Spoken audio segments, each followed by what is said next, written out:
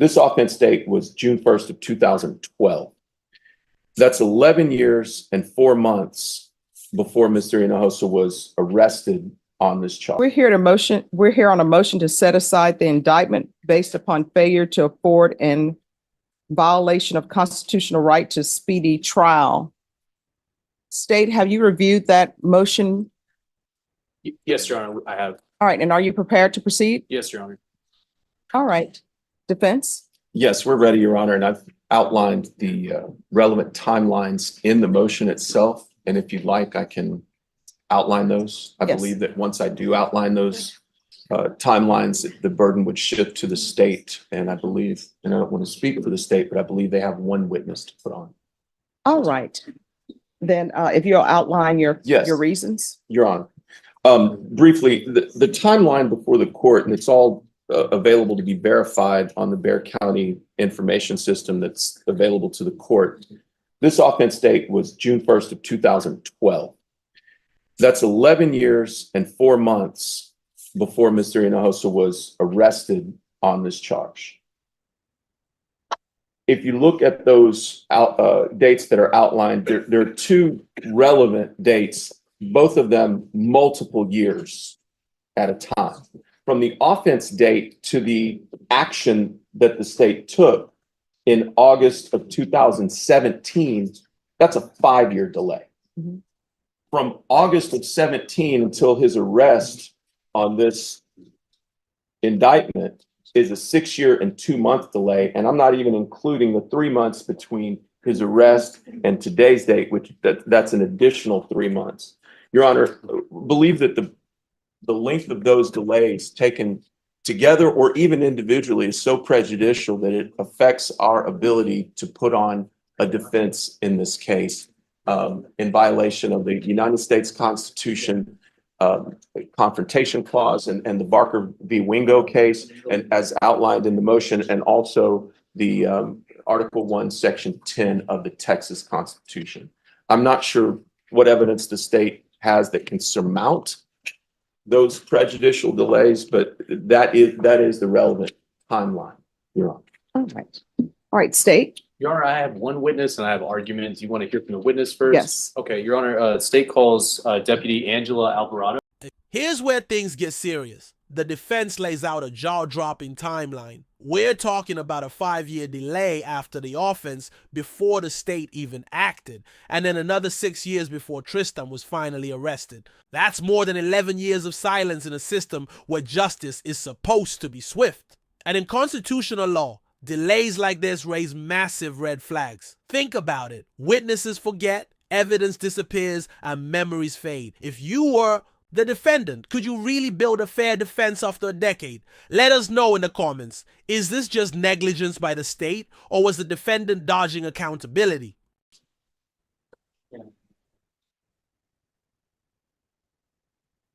So, All right, if you move this way. Oh, sure. I'm over here. right in the middle, Judge? Yes, thank you. Is that okay if I'm right here, Judge? Yes. Okay. Can you raise your right hand for me, please? Yes, ma'am. Do you solemnly swear or affirm the testimony you give will be the truth and nothing but the truth, so help you God? Yes, ma'am. All right, you can lower your hand, state your name for the record. Deputy Angela Alvarado. All right. So everyone, you all need to whisper. If you can't whisper, then you need to confer outside. All right, state. Hi, Deputy. So did you attempt to make service of a warrant in this case? Yes, sir. It And- looks like on the first attempt was January 23rd of 2019. Okay, and then did you attempt to serve that warrant on another date as well? 2 days later, sir. Okay, and so on January 23rd, 2019, where did you go to serve the warrant? The address I have, Okay, and did you have any interaction with anybody there? I noted that I spoke with the uncle. And but were you able to serve the warrant on the defendant, Mr. Hinojosa, at the time? No, I was advised that he didn't live at that location. Okay. And so what happened a couple days later on January 25th, 2019? Now, this is where the prosecution tries to save face by calling Deputy Angela Alvarado. But listen carefully. Her testimony shows just how weak the search efforts really were. 2 attempts both in January 2019, years after the indictment. One, at a relative's house where she was told he didn't live there, and another at a job where he hadn't worked for a year. And then, nothing. No follow-up, no deeper investigation, no real pursuit. If you've ever wondered how people slip through the cracks of the justice system, this is a textbook example. I went to a secondary address on that date, his work address. Okay. And were you able to serve the warrant on that date? No, sir. I was advised that he used to work there, but quit, the year before. Okay. And did you try to serve the warrant before 2019 in 2017? No, sir, that would not be me. Okay, that was a different deputy. Right. So you were unable to serve the warrant on Tristan Hinojosa, but you attempted to serve it on January 23rd, 2019 and January 25th of 2019. Yes, sir. Okay, I pass the witness, Your Honor. All right, defense. Your activity in this case is limited to those 2 days in 2019, correct? Correct. Did you take any other action in these 11 years and 4 months between the alleged offense date and his arrest in this case? Just beside the two dates listed on the warrant itself. And those 2 dates were almost 2 years after the indictment, correct? A year and a half? Your 2019 attempts? Okay, I'm not sure when. I'm sorry, I didn't mean to interrupt you. No, I'm not sure when the date of when he was arrested. Is that what your question was? No, indicted. Oh, indicted, I'm sorry. Okay, you're not sure of the No, date? no, sir. Pass the witness. No other questions, Your Honor? All right. Is this witness excused? Yes, Your Honor. All right, thank you. Thank you. Thank you. Defense? Uh, I'm sorry, state any further questions? I just have argument, Judge, at this. I'm sorry, any further witnesses? Oh, no, Your Honor. It's Monday for me. Yes, ma'am. Okay. Now we're hearing one of the most important legal arguments of this entire hearing, the Barker vs. Wingo test. This U.S. Supreme Court case sets out 4 factors courts use to decide if a defendant's right to a speedy trial has been violated. They look at the length of the delay, the reason for it, whether the defendant asserted their right, and how much prejudice or harm it caused. The defense argues that every single factor weighs in their favor, and honestly, with an 11-year delay, they've got a strong case. But here's the twist. The state is about to fire back, claiming Tristan brought this delay on himself. All right, then the court will hear argument. Defense, it's your motion. Yes, Your Honor. If you look at the Barker v. Wingo factors as the courts apply them in the state of Texas, we need to look at the length of delay. I think in this case that all the parties can reasonably agree that that is a tremendously long amount of time in this case, both between the alleged offense date and the indictment, and then between the indictment and when there was any activity on behalf of the state, whatever attempts those were in 2019, and then again between 2019 and the state's I just say weak attempts to find Mr. Hinojosa and 2023.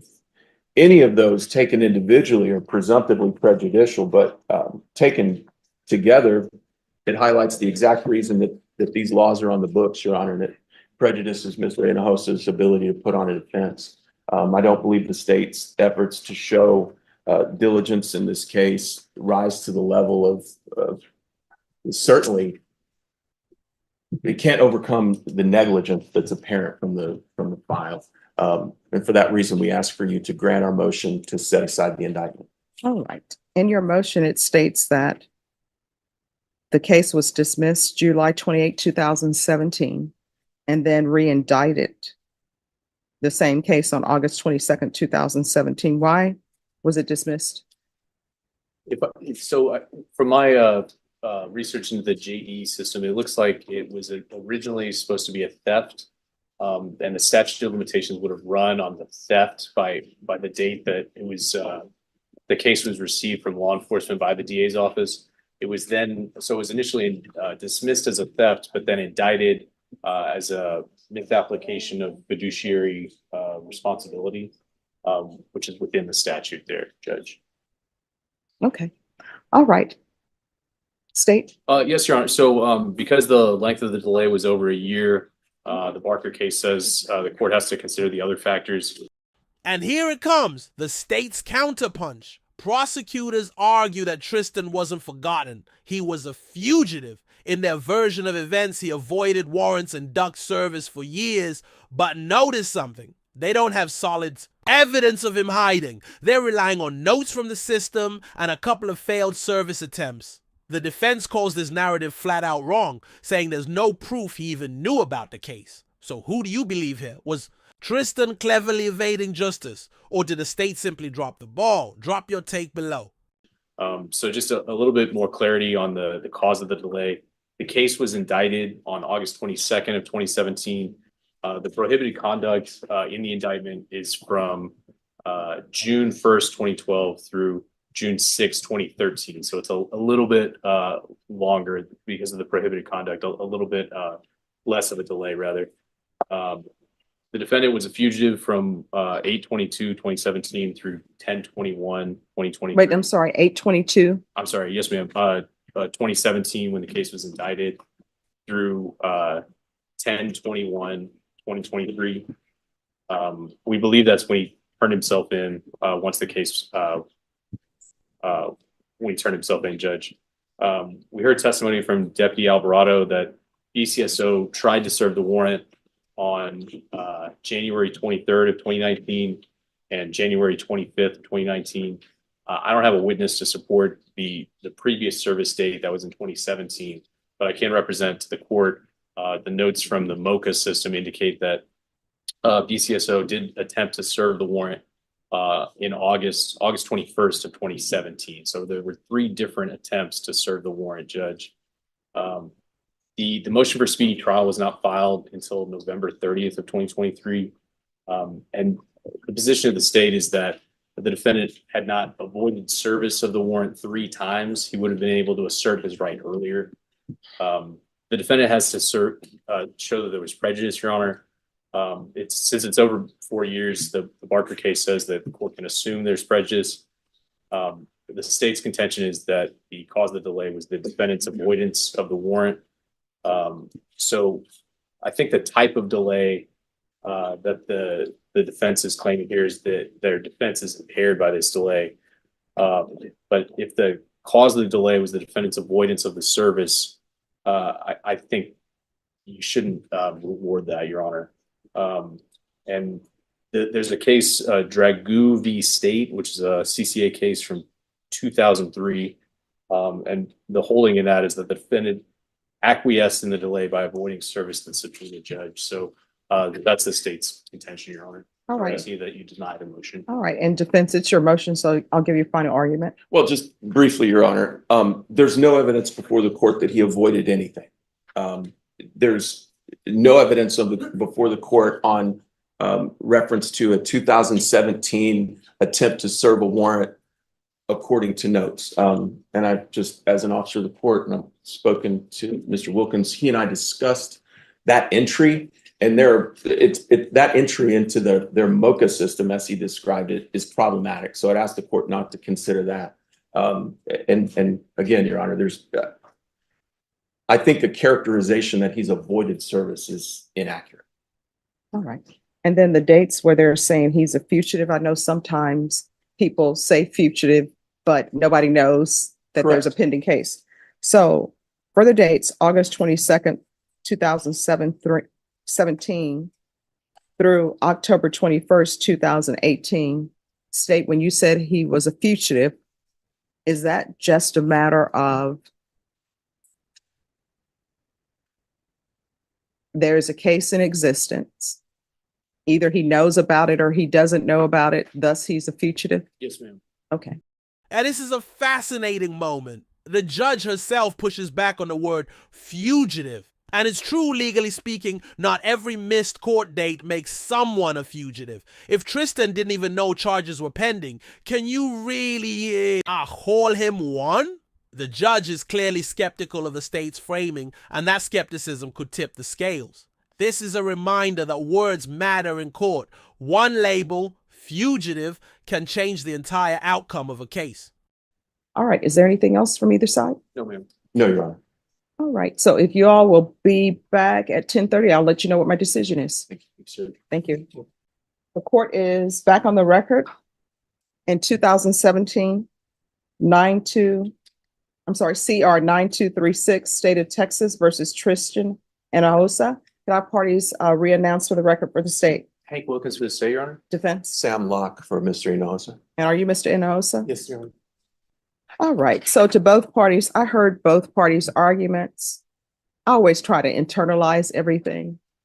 And I understand that in this case, there are probably complainants that are owed restitution, right?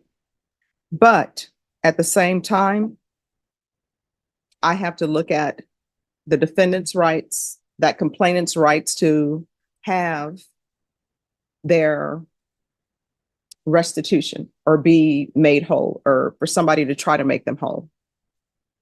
And Mr. Wilkins, I know that this case did not originate with you, but the court has a hard time getting past the fact that the offense occurred on June 1st, 2012. Here we are in 2024. He was detained on that offense on June 1st, 2012, according to the defense's motion. Then he was released. Then a grand jury number was assigned in May 26, 2017. Then the case was dismissed July 28, 2017. And I understand the reason for the dismissal was because potentially the statute of limitations had run on the specific offense. But then he was re-indicted on August 22nd, 2017. And then the warrant was issued. The officer testified that she went to what she believed to be his address, spoke to an uncle, not him, and the uncle said he doesn't live here. And it doesn't appear from any witnesses that there was more investigation into his residence. Then the officer said she went to the employment and they said he doesn't work here. And then there seems to be no further investigation into his employment, which it's my belief, because I've had investigators do this before, it's easy to find where somebody's employed at. There's an entire system for people to look on the computer to find out where somebody has been employed. There's an entire system to look to find out where somebody, where their residence is. And she's saying that the uncle, she left a message for the uncle to get in touch with him, but I don't have any evidence before me that the uncle actually got in touch with him. So for those reasons and many other reasons, I am going to grant the defense's motion. And there it is. The judge rules in favor of the defense, tossing out the indictment because the state simply took too long. 11 years of delay, minimal effort to track Tristan down, and ultimately the court sided with the Constitution over the prosecution's excuses. This case is a powerful reminder that justice delayed really can be justice denied. So what do you think? Should the case have been dismissed, or should Tristan still have faced trial after all these years? If you found this breakdown as shocking, as we did, make sure to hit that like button, share your thoughts in the comments, and don't forget to subscribe for more jaw-dropping courtroom breakdowns. Until next time, stay sharp.